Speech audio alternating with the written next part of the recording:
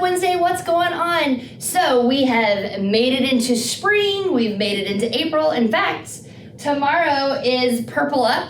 So a month of the military child. We got a little early here. But I brought in Julie to talk about the child development centers because I know we talk about all the different services that we offer and that the child care that we offer, but we really never talk about the training that our caregivers actually get. So I brought Julie. So Julie, hey. Yeah, tell me, what do you all do? So before the staff come on board, they go through an employment process with HR, and then they spend an extensive 40-hour training, 2 weeks with hands-on experiences. They get to go in the classrooms, kind of engage with the children. They do CPR and first aid. Okay. And so they're certified before they come on board with us. And then they get enrolled into a virtual lab school. That's an online course that comes from Ohio State. Oh. And it's affiliated also with USDA. Okay, so I'm not a fan of Ohio State, but I understand the poisonousness like to say OHIO. So for all those Ohio State fans out there. So let me back it up just a little bit.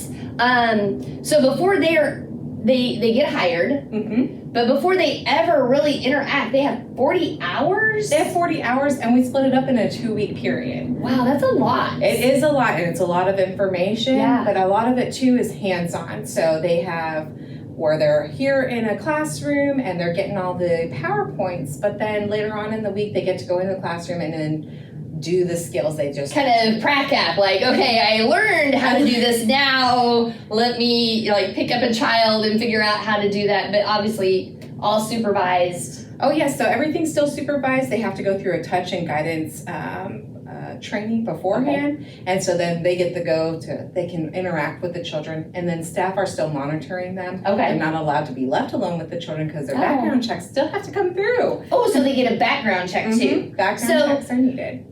Is it a federal background check? Or so I think about that. So if you're going out in town, they may not have a federal background check, but all the CDC workers actually get a federal background check. So that's impressive. And you can determine who they are by wearing the color of the shirt that they're wearing. So if they're wearing a red shirt, their background check has not come in yet. So they're always going to be working with somebody that's wearing a blue shirt whose background check has already came in. That's a great way to figure that out. Okay, so listen, we're going to kind of wrap this up, but I did want to, so you said they have an additional with Ohio State University, but how long do they have to get that done? They have 18 months to finish 16 courses. Wow. So yeah, that's all college courses too, so it's not like something very simple. They get observed on the criteria as well. That's great. So I guess, in the month of the military child, we always want you to know that we are always excited to take care of our kids. But we've got people like Julie who are taking staff to the next level, college level classes, to make sure the kids are properly taken care of. They're getting great quality training. So just know, if you're using our child development centers here on base, Julie is making it happen every day. Oh, yes. Thank you so much. Thanks for having me. Yeah, thanks. What's Up Wednesday?